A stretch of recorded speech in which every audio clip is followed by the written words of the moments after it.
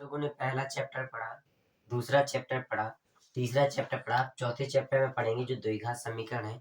इसमें कितने ज्यादा महत्वपूर्ण प्रश्न हैं, कौन कौन से महत्वपूर्ण प्रश्न हैं, उनको हम लोग हल करेंगे। ठीक है, जो धुरंधर सीरीज चल रही है, जिसमें हम लोग अति महत्वपूर्ण प्रश्न कर रहे हैं प्रत्येक चैप्टर के। जो 14 चैप्टर है आपके सिलेबस में मैथ में, उसके हिसाब से जो जितने भी महत्वपूर्ण प्रश्न है सबको हम लोग हल कर रहे हैं। ठीक है, तो हम लोग जैसे पहले करते थे वैसे अभी करेंगे। पहले कॉन्सेप्ट को समझेंगे, इसके बाद हल करेंगे प्रश्नों को। ठीक है, तो कॉन्सेप्ट क्या कह रहा है? कॉन्सेप्ट है धराचार सूत्र। आप लोगों को आता होगा धराचार सूत्र, जिसको द्विघात सूत्र नाम से भी जाना जाता है। तो ये सूत्र क्या होता है? Minus B plus minus under root B square minus 4a। ठीक है, अपॉन 2a। ये आपका धराचार सूत्र है। कौन सा सूत्र है? धराचार सूत्र है। इसकी मदद से हम लोग शून्य ज्ञात कर सकते हैं किसी द्विघात समीकरण के। ठीक है, इससे एक सूत्र और निकल के आता है विविक्त कर। क्या निकल के आता है? विविक्त कर। विविक्त कर को डी से प्रदर्शित करते हैं। विविक्त कर का सूत्र होता है बी स्क्वायर माइनस 4ac। क्या होता है? B square minus 4ac। अब देखिए, विविक्त कर में 3 स्थितियां बनकर आती हैं। कितनी स्थितियां बनकर आती हैं? 3 स्थितियां। कौन कौन सी? देखिए, पहली होती है डी बराबर 0, विविक्त कर का मान 0 आ रहा हो। ठीक है, फिर डी बड़ा है 0 से, एक स्थिति ए हो गई। एक स्थिति है डी छोटा है 0 से। ठीक है, देखिए 3 स्थितियां हैं। अब 3 स्थितियां में मूल कैसे होंगे उनको ज्ञात करते हैं हम लोग। अगर 0 के बराबर है अर्थात समान है, 0 के बराबर है विविक्त कर अर्थात समान है, तो इसको क्या कहते हैं? मूल समान होंगे। कैसे होंगे? समान होंगे। क्यों? क्योंकि 0 के बराबर है तो मूल कैसे होंगे? समान होंगे। तो यहाँ क्या लिखेंगे? मूल कैसे है साथियों? समान है। और साथ साथ कैसे है? वास्तविक। समान व वास्तविक है। कैसे है? समान व वास्तविक। ठीक है, इतना समझ में आया? अब डी बड़ा हो, जब बड़ा होने पर समान होंगे क्या? नहीं होंगे, तो असमान है। कैसे है? असमान। असमान है, साथ ही साथ वास्तविक भी है। अब वास्तविक क्यों है? क्योंकि डी बड़ा है 0 से, अर्थात 1 2 3 4 5 6 7 8 ए टू जेड अनंत तक प्लस के। ठीक है, तो प्लस के है तो वास्तविक तो होंगे ही, साथ में ये समान नहीं होंगे तो असमान होंगे। तीसरी स्थिति है डी छोटा है। जब देखिए, अगर डी 0 से छोटा है तो डी क्या क्या हो सकता है? -1 -2 -3 -4 माइनस अनंत तक हो सकता है। तो क्या माइनस की संख्याएं काल्पनिक होती हैं? जी बिल्कुल। तो यहाँ लिख सकते हैं क्या कि जो आसमान तो होगा ही, आसमान तो होगा ही, साथ साथ कैसे होगी? काल्पनिक होगी। कैसे होगी? काल्पनिक होंगी। कैसे होंगी साथियों? काल्पनिक होंगे। तो मूल कैसे होंगे? आसमान होंगे और काल्पनिक होंगे। अब इस पर आधारित प्रश्न है। हम लोग प्रश्न को देखें, कॉन्सेप्ट समझ गए आप लोग?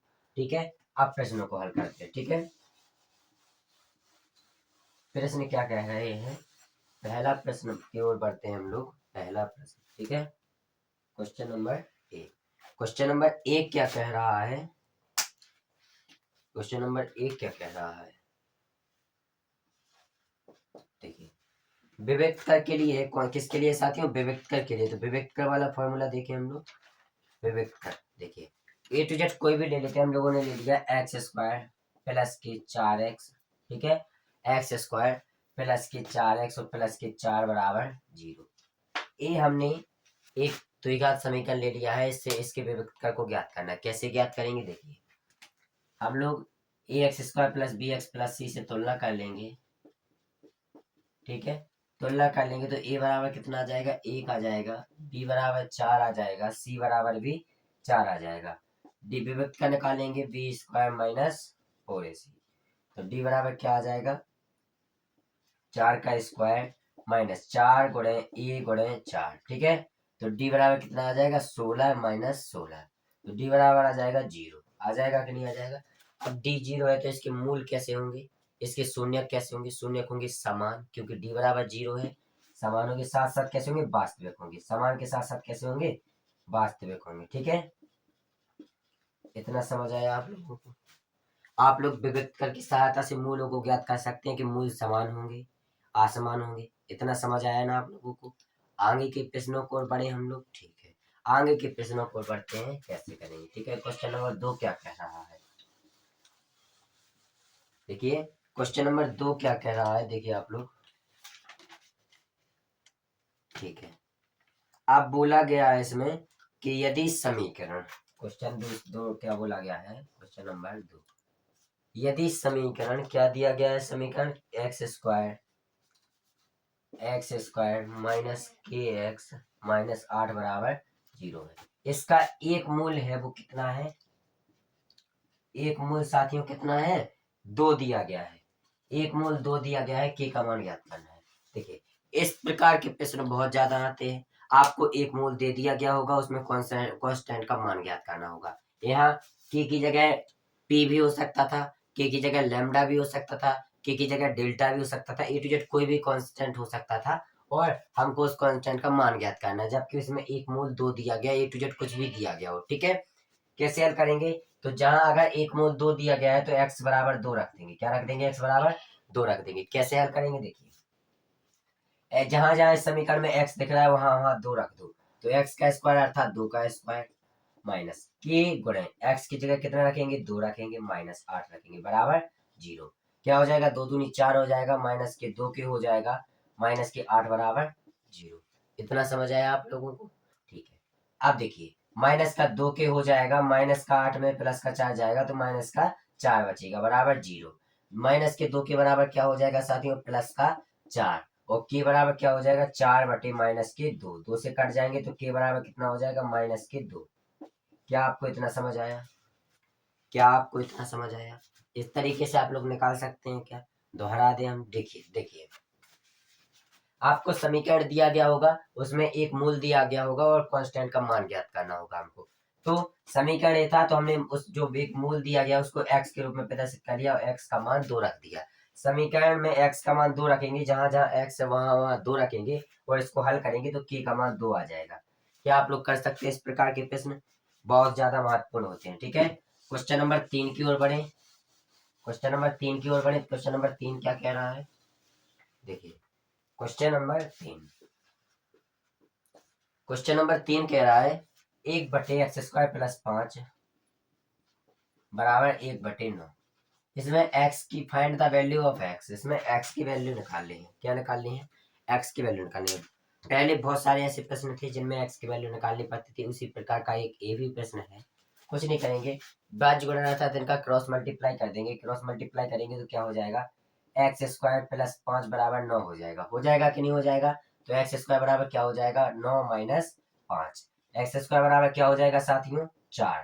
तो x² बराबर हो जाएगा, x बराबर क्या हो जाएगा, प्लस माइनस अंडर रूट के 4, x बराबर हो जाएगा प्लस माइनस 2। क्या इतना समझ आया आप लोगों को, इस तरीके के अगर प्रश्न आ जाए तो आप लोग कर सकते हैं। ये बहुत बेसिक लेवल के प्रश्न हैं जो कि बहुविकल्पी में दिखते हैं आप लोगों को। पिछली बार के जो प्रश्न थे और उससे पहले के जो प्रश्न थे PYQ वगैरह, उनको भी हल करते जा रहे हैं साथ साथ। ये भी पहले कुछ प्रश्न आया है। अब हम लोग क्वेश्चन नंबर 4 की ओर बढ़ेंगे। क्वेश्चन नंबर 4 क्या कह रहा है, देखिए क्वेश्चन नंबर 4 कह रहा है, समीकरण दिया गया है आपको। क्वेश्चन नंबर 4 में क्या दिया गया है, समीकरण दिया गया। समीकरण क्या है, 2x² minus 3x plus 5, 2x² minus 3x plus 5 समीकरण दिया गया है। उसमें पूछा गया है alpha square beta plus beta square alpha का मान। देखिए ये पूछा गया आपको और ये समीकरण दिया गया है। कोई बता सकता है इसको कैसे करेंगे, चलिए देखते हैं। सबसे पहले हमें कुछ नहीं करना है, इनके मूलों का योग तथा मूलों का गुणनफल निकालेंगे। क्यों, क्योंकि देखिए यहाँ से अगर अल्फा बीटा कॉमन लेंगे तो अंदर क्या बचेगा, यहाँ से अल्फा बचेगा और यहाँ से बीटा बचेगा। क्या इससे ए बना सकते हैं हम लोग, अल्फा बीटा को कॉमन ले लिया तो क्या ए बना सकते हैं, बताइए बना सकते हैं कि नहीं बना सकते हैं। जब ए बन गया है तो हम लोग यहाँ अल्फा इंटू बीटा अर्थात मूलों का गुणनफल चाहिए हमको, यहाँ पर अल्फा प्लस बीटा अर्थात मूलों का योगफल चाहिए। तो हम मूलों का गुणनफल तथा योगफल इस समीकरण से ज्ञात कर सकते हैं। अब समीकरण से कैसे ज्ञात करेंगे, देखिए तुलना करेंगे ax² plus bx plus c से, तो a का मान कितना आ जाएगा, 2 आ जाएगा, b का मान -3 आ जाएगा और c का मान 5 आ जाएगा। ठीक है, अब अल्फा प्लस बीटा बराबर क्या होता है, -b/a, और अल्फा इंटू बीटा बराबर क्या होता है, c/a। क्या इतना समझ आया आप लोगों को, इतना समझ आया आप लोगों को, ठीक है। अब देखिए एल्फा प्लस बीटा बराबर माइनस बी की जगह कितना रखेंगे हम लोग, माइनस का 3 रखेंगे और बटे ए की जगह 2 रखेंगे। यहाँ पर एल्फा इंटू बीटा बराबर सी की जगह 5 रखेंगे और ए की जगह 2 रखेंगे। देखिए एल्फा प्लस बीटा का मान क्या हो जाए, माइनस माइनस प्लस हो जाएगा तो 3/2 हो जाएगा। एल्फा इंटू बीटा का मान क्या हो जाएगा, 5/2 हो जाएगा। जो एल्फा प्लस बीटा है उसको यहाँ रख देंगे, एल्फा इंटू बीटा को यहाँ रख देंगे तो हम लोग इसकी वैल्यू ज्ञात कर सकते हैं। ठीक है, इसकी वैल्यू ज्ञात करनी थी हम लोगों को। अब देखिए एल्फा इंटू बीटा की जगह क्या रखेंगे हम लोग, 5/2 गुणा एल्फा प्लस बीटा की जगह क्या रखेंगे, 3/2 बराबर हल करेंगे तो 15/4 आ जाएगा। यही इसका आंसर है, यही इसका आंसर है। तो इसकी वैल्यू आप लोगों को निकालना आ गई। हमने कुछ नहीं किया, एल्फा इंटू बीटा कॉमन ले लिया तो अंदर एल्फा प्लस बीटा बचेगा। ठीक है, इसके बाद हम लोगों ने एल्फा प्लस बीटा का भी मान निकाल लिया या एल्फा इंटू बीटा का मान निकाल लिया। ये कैसे निकाला, हम लोगों ने दूसरे चैप्टर में पढ़ा था, शून्यकों का योग तथा शून्यकों का गुणनफल पढ़ा था, उसी के आधार पर हमने इसको हल किया है। ठीक है, अब क्वेश्चन नंबर 5 की ओर बढ़ते हैं हम लोग। ठीक है, क्वेश्चन नंबर 5 क्या कह रहा है, क्वेश्चन नंबर 5 की ओर बढ़ते हैं हम लोग। ठीक है, देखिए क्वेश्चन नंबर 5 क्या कह रहा है,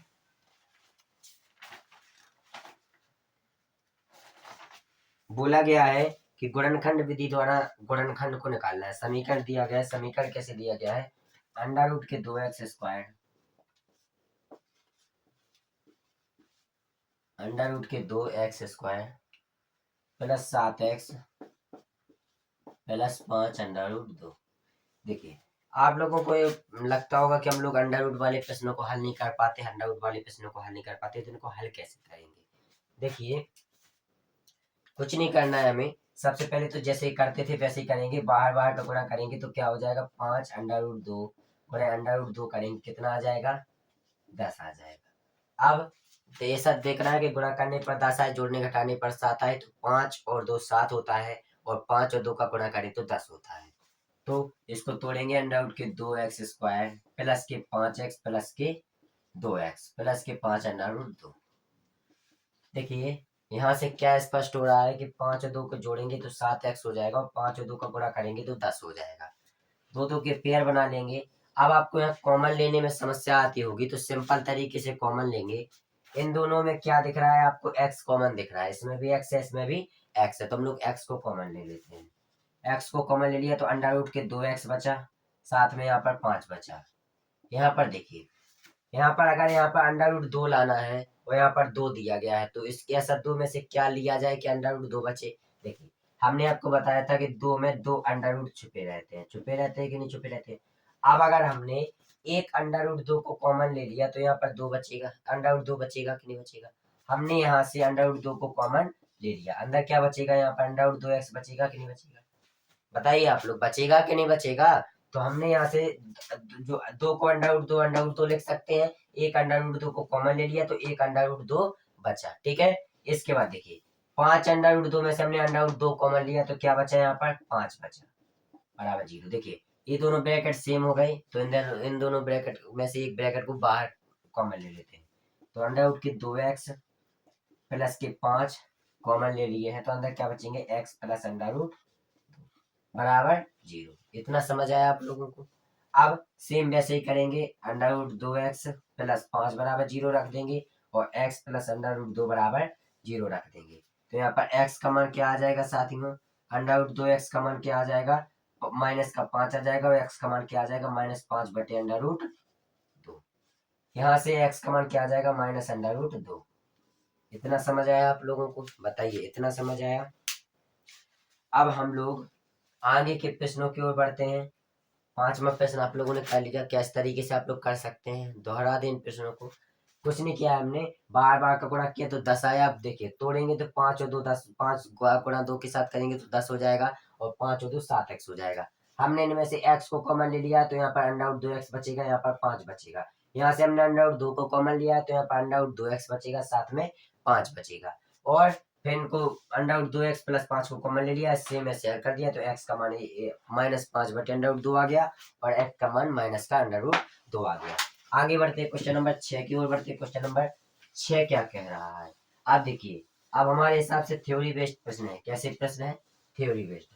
अब तो थ्योरी बेस्ड प्रश्न क्या कहते हैं उनको देखते हैं। बोला गया है थ्योरी बेस्ड प्रश्नों में क्या बोला गया, क्वेश्चन नंबर 6 है जो क्वेश्चन नंबर 6 क्या कह रहा है कि दो क्रमागत धनात्मक पूर्णांक, बोला क्या गया है, दो क्रमागत धनात्मक पूर्णांक, दो क्रमागत धनात्मक पूर्णांक ज्ञात कीजिए जिनके वर्गों का योग 365 हो, 365 हो। देखिए कुछ भी नहीं करना है इसमें, हम लोगों को मान लेना है कि माना क्रमागत धनात्मक पूर्णांक क्या हो जाएंगे।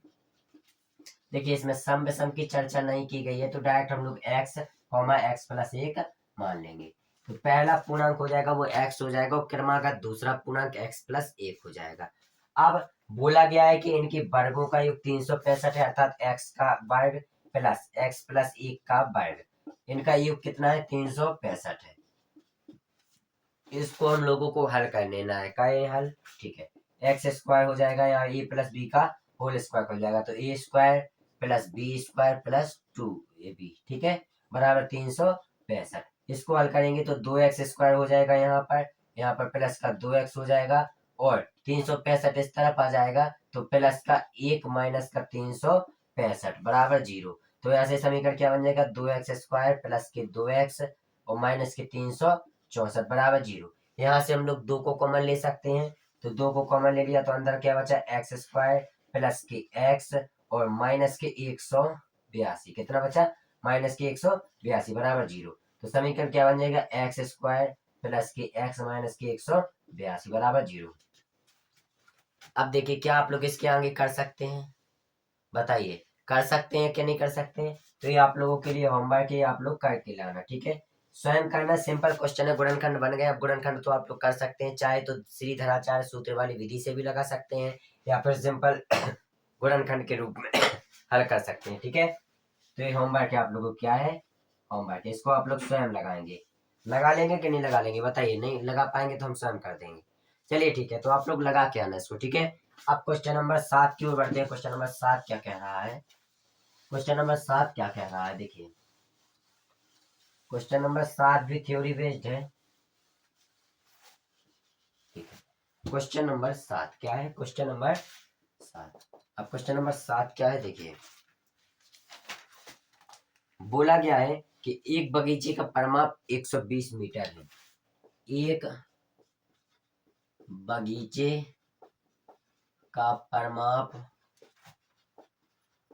120 मीटर है, वह इसका क्षेत्रफल 800 मीटर स्क्वायर है। और इसमें एक और कंडीशन दी गई है और बोला गया है कि लंबाई तथा चौड़ाई ज्ञात कीजिए, लंबाई व चौड़ाई ज्ञात कीजिए, लंबाई व चौड़ाई ज्ञात कीजिए। इसमें एक और स्थिति दी गई है कि जो लंबाई है वो चौड़ाई से दोगुनी है, चौड़ाई से दोगुनी है। क्या बोला गया है कि जो लंबाई है वो चौड़ाई से कितनी है, दोगुनी है। तो हल करेंगे इसको, दो तरीके से हल कर सकते हैं, तो इसका परिमाप लेके हल कर सकते हैं, दूसरा इसका क्षेत्रफल लेके हल कर सकते हैं। देखिए तो हमने क्या किया, हमने मान लिया कि माना चौड़ाई x है, क्या है, चौड़ाई x है, तो लंबाई कितनी हो जाएगी, लंबाई 2x हो जाएगी।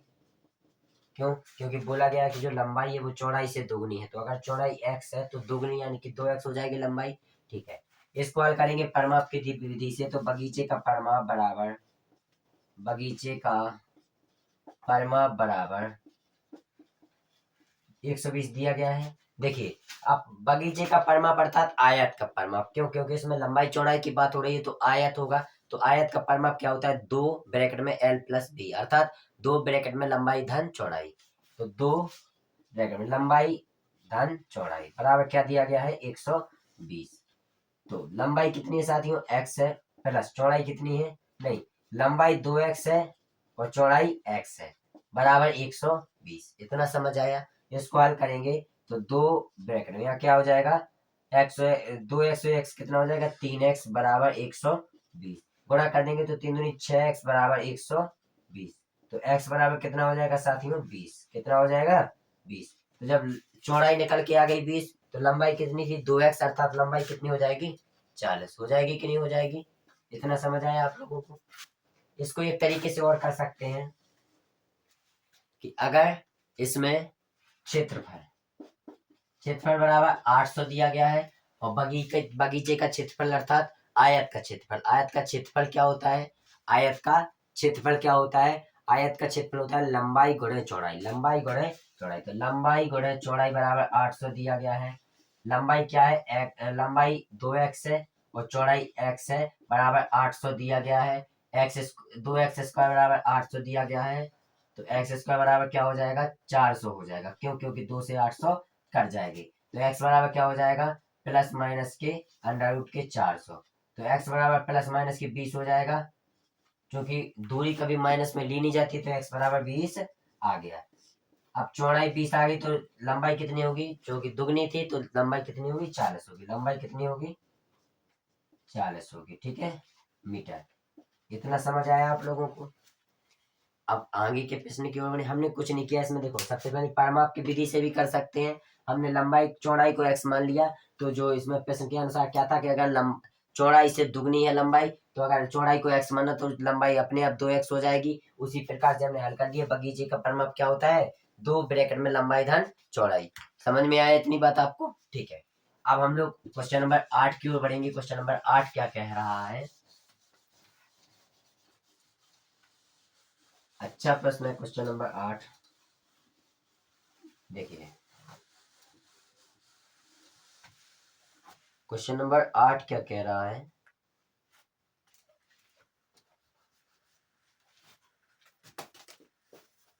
देखिए इसमें आपको बोला गया है कि मूल समान है। क्या बोला गया है कि मूल समान है। मूल कैसे समान होगी, देखिए उस उन्होंने कहा गया है, समय क्वेश्चन क्या कह रहा है, एम के किस मान के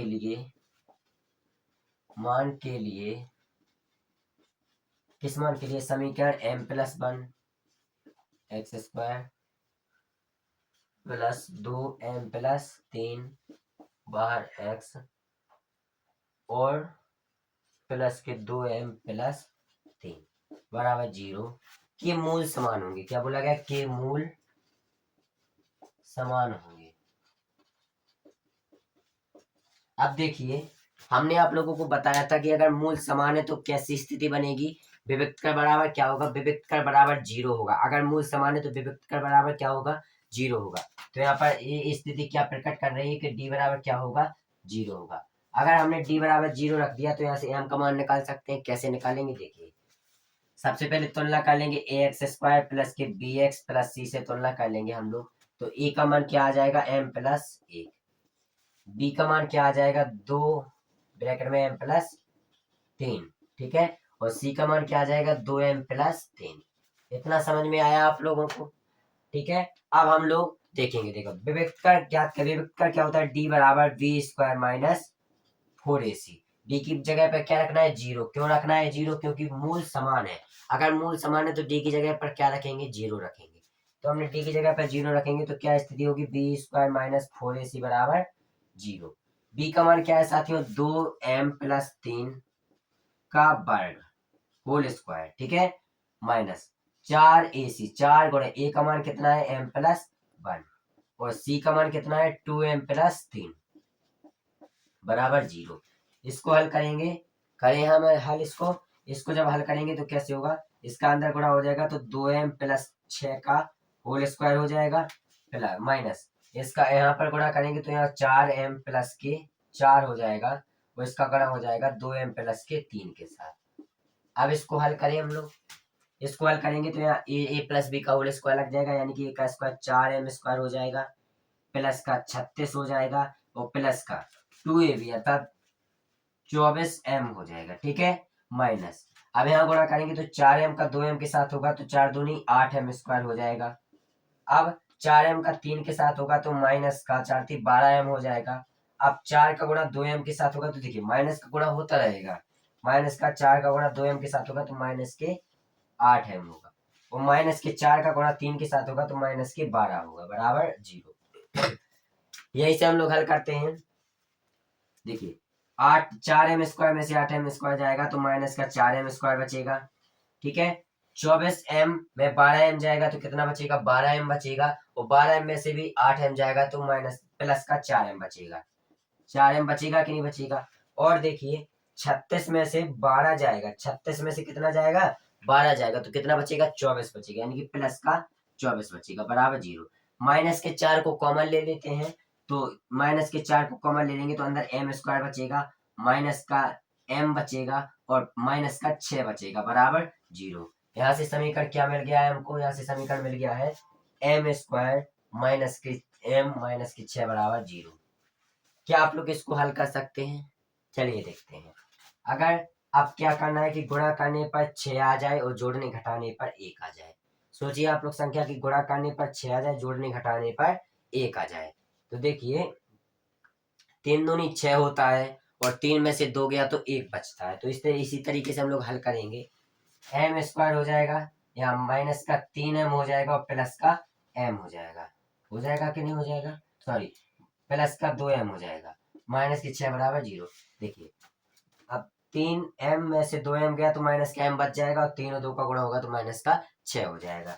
2 के पेयर बना लेंगे हम लोग तो क्या m कॉमन ले लेंगे तो m-3 बचेगा।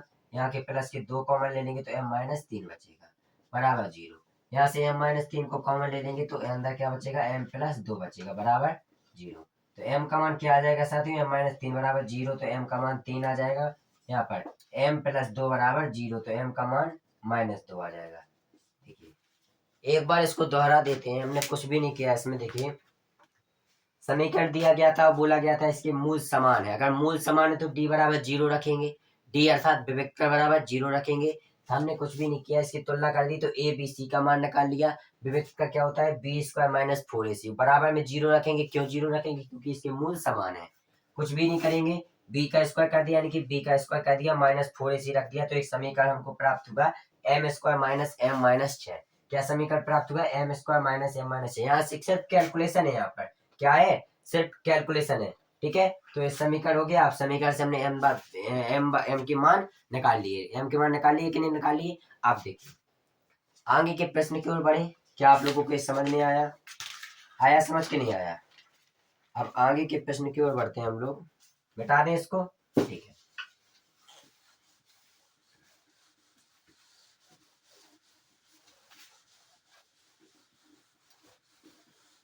आगे के प्रश्न क्या कह रहा है, क्वेश्चन नंबर 9 क्या कह रहा है, देखिए।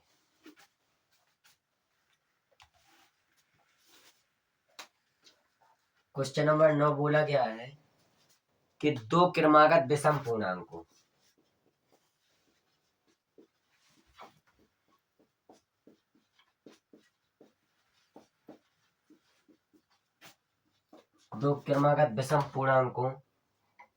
के वर्गों का योगफल 394 है। के योगफल कितना है, 394 है। ठीक है, और संख्या, अब इसका क्या संख्याएं ज्ञात करनी है, क्या ज्ञात करनी है, संख्याएं ज्ञात करनी है। देखिए ऐसे प्रश्न में कैसे हल करते हैं इन प्रश्नों को, आप लोगों ने देखा होगा। इसमें पूछा गया विषम पूर्णांकों को ज्ञात कीजिए। तो सबसे पहले विषम पूर्णांक क्या होते हैं, देखिए 2x है, क्या है, कौन सा पूर्णांक है, सम या विषम। ये हमेशा सम पूर्णांक रहेगा। क्यों, क्योंकि किसी भी संख्या में अगर 2 का गुणा करते हैं तो वो सम बन जाता है। बन जाता है कि नहीं बन जाता है। तो ये बताइए कैसा पूर्णांक हो जाएगा, ये सम पूर्णांक हो जाएगा। लेकिन इसमें पूछा गया है कि विषम पूर्णांकों को ज्ञात करना है। तो विषम पूर्णांक में 2x कितना हो जाएगा, ये सम हो जाएगा। जब 2x सम हो जाएगा, इसमें अगर 1 जोड़ दिया तो सम में अगर 1 ऐड करते हैं तो क्या बन जाता है, विषम बन जाता है। इतना समझ आया आप लोगों को। बताइए किसी भी सम पूर्णांक में अगर 1 को ऐड करते हैं तो विषम बन जाता है। तो 2x हमेशा के लिए विषम है, हमेशा के लिए सम है। और अगर 1 को जोड़ दिया तो हमेशा के लिए विषम हो जाएगा। तो एक पूर्णांक तो अपना a हो गया। दूसरा पूर्णांक कैसे बनेगा, देखिए 2x क्या है, सम है। सम में 1 जोड़ा तो विषम हो गया, सम में 3 जोड़ा तो भी विषम हो जाएगा, सम में 5 जोड़ा तो भी विषम हो जाएगा। तो इसमें 3 को ऐड कर देंगे। देखिए हमको दोनों विषम पूर्णांक मिल गए यहाँ से। इतना समझ आया। हमको केवल विषम पूर्णांक चाहिए थे, तो हमको विषम पूर्णांक मिल गए कि नहीं मिल गए। हमने 2x है, हमेशा के लिए 2x सम रहेगा। हमने 1 को ऐड कर दिया तो हमेशा के लिए विषम रहेगा। हमने यहाँ पर 3 को ऐड कर दिया तो भी हमेशा के लिए विषम रहेगा। ठीक है, तो करते हैं। इसमें बोला गया है कि दो क्रमागत विषम पूर्णांक, तो माना क्रमागत विषम पूर्णांक, क्रमागत विषम पूर्णांक, क्रमागत विषम पूर्णांक क्या होंगे? एक हो गया 2x प्लस 1 हो गया, और दूसरा क्या हो गया? दूसरा 2x प्लस 3 हो गया। इतना समझ आया। बोला गया है कि इनके वर्गों का योगफल 394 है, अर्थात इनका वर्ग क्या होगा? 2x प्लस 1 का वर्ग प्लस 2x प्लस 3 का वर्ग। कितना दिया गया है? 394 दिया गया है। हल कर लेंगे इसको, x का मान निकाल लेंगे। चलिए करते हैं। तो ए प्लस बी का होल स्क्वायर लग जाएगा, तो ए स्क्वायर था 4x स्क्वायर प्लस का 1 और प्लस का 4x हो जाएगा। हो जाएगा कि नहीं हो जाएगा? यहाँ से देखिए ए प्लस बी का होल स्क्वायर यहाँ हो जाएगा, तो प्लस का ए स्क्वायर प्लस का बी स्क्वायर और प्लस का 2ab अर्थात 12x प्लस के बराबर 394 है। इसको हल करें हम लोग। इसको हल करेंगे तो कैसे होगा? 4x स्क्वायर में 4x स्क्वायर जोड़ेंगे तो 8x स्क्वायर हो जाएगा, और 4x में 12x जोड़ेंगे तो प्लस के 16x हो जाएगा। और अब देखिए प्लस का 1 है और 9, 9 एक कितना हो जाएगा? 10 हो जाएगा। कितना हो जाएगा? 10 हो जाएगा। 394 इस तरफ आएगा तो माइनस का 394 बराबर 0। तो क्या हो जाएगा? 8x स्क्वायर हो जाएगा यहाँ पर, प्लस के 16x हो जाएगा, और यहाँ कितना बचेगा? माइनस का 384। क्या इतना समझ आया आप लोगों को? बताइए, क्या इतना समझ आया आप लोगों को? इतना समझ आया आप लोगों को? अब देखिए इसमें से 8 को अगर कॉमन ले लें हम लोग, क्या यहाँ से 8 को कॉमन ले सकते हैं? देखिए जी हाँ, बिल्कुल यहाँ से 8 को कॉमन ले सकते हैं। 8 को हमने कॉमन ले लिया तो अंदर क्या बचेगा? एक्स स्क्वायर प्लस के 2x बचेगा, और माइनस के क्या हो जाएगा? 8 8 चौक 32, 8 चौक 32 हो जाएगा, और कितना बचेगा यहाँ पर? 6 4 8 8 64। ठीक है, 48 बार में कट जाएगा, तो यहाँ से समीकरण क्या प्राप्त होगा? एक्स स्क्वायर प्लस के 2x और माइनस के 48 बराबर 0। ठीक है, अब यहाँ से आप लोग हल कर सकते हैं, नहीं कर सकते तो चलिए हम ही कर देते हैं इसको हल। क्या है समीकरण? एक्स स्क्वायर प्लस के 2x माइनस के 48 बराबर 0। अब देखिए गुणा करने पर 48 चाहिए, जोड़ने घटाने पर 2 चाहिए। ठीक, गुणा करने पर कितना चाहिए? 48 चाहिए, जोड़ने घटाने पर 2 चाहिए। तो 8 6 48 होता है, 8 में से 6 गया तो 2 बचेंगे। तो क्या लिखेंगे? एक्स स्क्वायर माइनस के 8x स्क्वायर प्लस के सॉरी क्या हो जाएगा? प्लस के 8x स्क्वायर माइनस के 8x माइनस के 6x बराबर माइनस के 48 बराबर 0। दो दो के पेयर बना लेंगे हम लोग, तो x ले लेंगे कॉमन, तो x प्लस 8 बचेगा। यहाँ पर प्लस माइनस के 6 ले लेंगे तो x प्लस 8 बचेगा। अब x प्लस 8 को फिर कॉमन ले लेंगे हम लोग, तो अंदर x माइनस 6 बचेगा बराबर 0। तो x प्लस 8 बराबर 0 रख देंगे हम लोग, और x माइनस 6 बराबर 0 रख देंगे, तो x बराबर माइनस का 8 हो जाएगा, और यहाँ से x बराबर 6 हो जाएगा।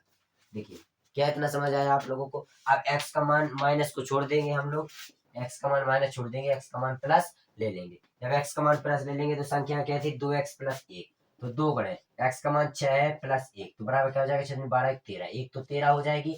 दूसरा देखिए 2x प्लस 6 था, 2 गणे 6 प्लस 3, तो क्या हो जाएगा? 6 12 और 3 12 3 कितना हो जाएगा? 15 हो जाएगा। तो ये दोनों ऐसी विषम पूर्णांक संख्या आएंगी जिनका गुणा, जिनके वर्गों का योग कितना होता है? 394 होता है। क्या आप लोगों को इतना समझ में आ गया?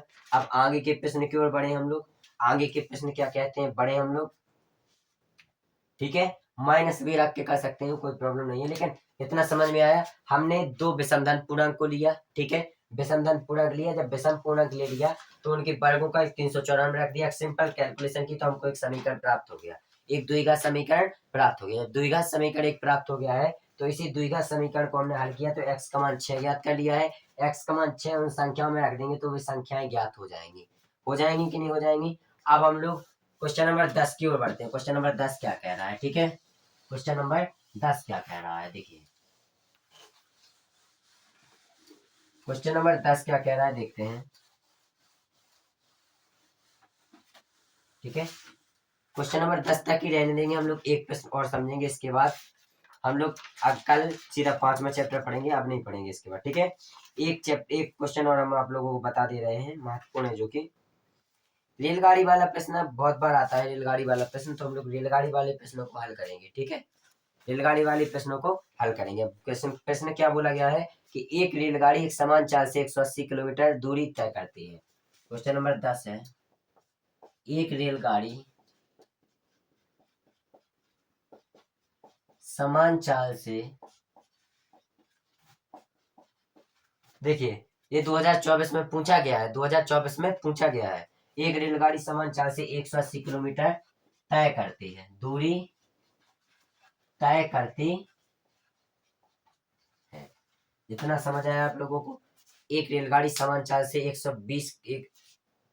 180 किलोमीटर दूरी तय करती है यदि 5 किलोमीटर प्रति घंटा होती है, और यदि 5 किलोमीटर प्रति घंटा अधिक होती है तो वह उसी यात्रा को, ठीक है, और बोला गया है यदि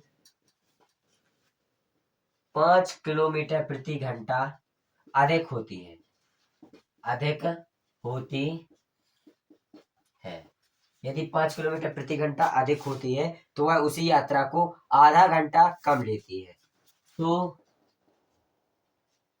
उसी यात्रा को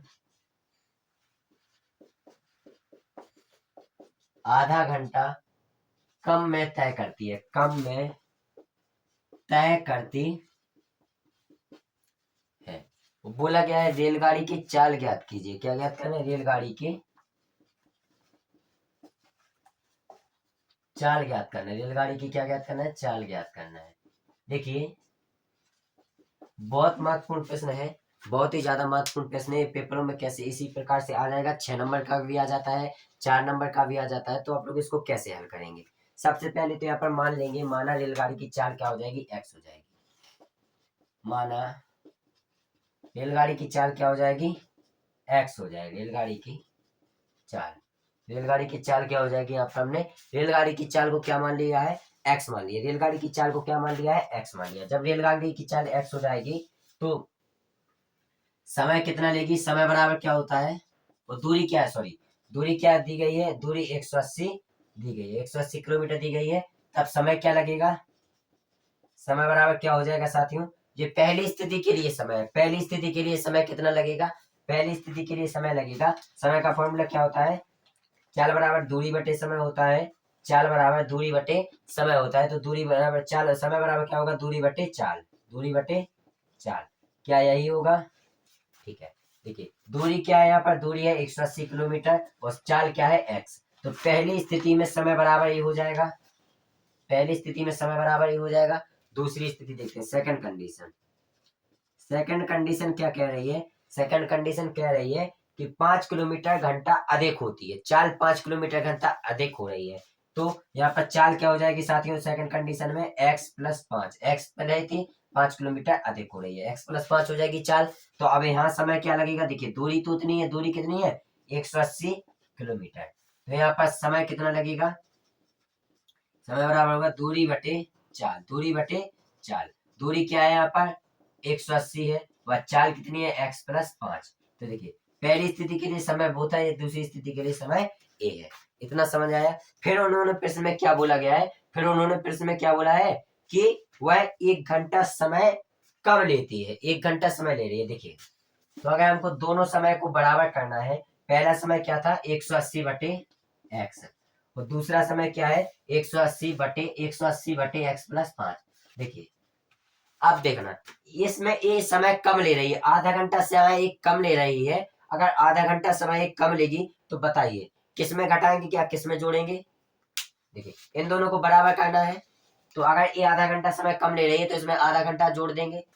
अब देखिए जैसे पहले ये थी समय, पहले इतने समय में दूरी तय करती थी, अब इतने समय में दूरी तय करती है, तो ये आधा घंटा अगर पहले तय कर रही है तो दोनों को बराबर करने इसमें आधा घंटा जोड़ देंगे, जोड़ देंगे कि नहीं जोड़ देंगे। अब देखिए अब समय बराबर है, बराबर है कि नहीं, अब ये समय बराबर है, क्यों, क्योंकि आधा घंटा लेट पहुंचाती थी, आधा घंटा पहले पहुंचा रही है, तो अगर इसमें आधा घंटा और ऐड कर दे तो ये दोनों बराबर हो जाएंगे बराबर कि नहीं हो जाएंगे। अगर हमें इन दोनों समय को बराबर करना है तो इसमें सब आधा घंटा समय एक्स्ट्रा जोड़ देंगे तो हम लोग के बराबर हो जाएंगे कि नहीं हो जाएंगे। अब इसको हल करेंगे तो 180 बटे एक्स, इस तरफ का 180 बटे एक्स प्लस 5 इस तरफ आएगा, तो माइनस का 180 बटे एक्स प्लस 5 बराबर 1/2। इसको हल कर लेंगे और हल करने के बाद इसका आंसर आ जाएगा। हल करके देखें हम लोग, ठीक है। एक काम करते हैं, होमवर्क के लिए है आप लोगों के लिए। कैसा है? होमवर्क के लिए। अब कैसे होमवर्क के लिए देखिए, तो यहाँ से आप लोग एक्स का मान निकाल लीजिएगा और वही आपकी रेलगाड़ी की चाल हो जाएगी, ठीक है। रेलगाड़ी की चाल ज्ञात करना है। इसको आप लोग चलिए गुणनखंड बना देते हैं। हम क्या बना देते हैं? गुणनखंड बना। गुणनखंड कैसे बनेंगे? लासा आएगा तो इसका लासा क्या आएगा? एक्स ब्रैकेट में एक्स प्लस 5, ठीक है। लासा ही आ जाएगा, क्रॉस गुणा करेंगे तो 180 हो जाएगा, यहाँ पर 180 एक्स हो जाएगा, और साथ में प्लस का 5 का गुणा 180 में करेंगे तो 900 हो जाएगा। हो जाएगा कि नहीं हो जाएगा? बताइए, हो जाएगा कि नहीं हो जाएगा? और माइनस का यहाँ पर 180 एक्स हो जाएगा बराबर 1/2 हो जाएगा। क्रॉस गुणा कर देंगे हम लोग तो क्या हो जाएगा? 180 से 180 कट जाएगा, ये 1800 हो जाएगा बराबर यहाँ पर हो जाएगा एक्स स्क्वायर प्लस के 5x। यहाँ से गुणनखंड क्या बनेगा? एक्स स्क्वायर प्लस के 5x माइनस के 1800। देखिए, इसको आप लोग हल कर लीजिएगा, आंसर आ जाएगा। आप लोगों के लिए होमवर्क में कैसा है? होमवर्क में इसको आप लोग हल कर लीजिएगा, एक्स का आंसर आ जाएगा, वही रेलगाड़ी की चाल हो जाएगी। अब देखिए, हम लोगों ने आपको 4 चैप्टर तक अभी करवा दिए हैं, 4 चैप्टर तक। इसके बाद हम लोग कल 5वां चैप्टर भी लाएंगे, 6वां चैप्टर भी लाएंगे। इसी तरीके से हम लोगों की सीरीज चलती रहेगी और साथ साथ हम लोग अब इंग्लिश को भी देखेंगे। कल से या आज से हम लोग इंग्लिश को भी उठाएंगे, एक्टिव पैसिव डायरेक्ट इनडायरेक्ट, तो इंग्लिश में भी देखेंगे साथ साथ। विज्ञान में भी ऐसे ही चलता रहेगा। हमने केमिस्ट्री के जो महत्वपूर्ण प्रश्न थे उनको करवा दिया था, उसी प्रकार बायोलॉजी के प्रश्न और फिजिक्स के प्रश्नों को भी कराएंगे। तो अब हम लोग इंग्लिश के टॉपिक उठा लेंगे, मैथ अपना चल ही रहा है, हिंदी के लिए भी देखेंगे। प्रत्येक विषय के रूप में हम अपने चैनल पर इसमें सब चीजें मिलेंगी आप लोगों को। ध्यान रखिएगा, पेपर के समय आप लोगों को रिजल्ट पता चल जाएगा कि किस तरीके का पेपर फंसेगा हमारे यहाँ से, ठीक है। तो आप लोग चैनल से जुड़े रहिएगा, सब्सक्राइब भी करिएगा, लाइक भी करिएगा और साथ साथ पूरी वीडियो जरूर देखिएगा, ठीक है। राधे राधे, मिलते हैं हम लोग आप लोगों से अगली वीडियो में, ठीक है। राधे राधे।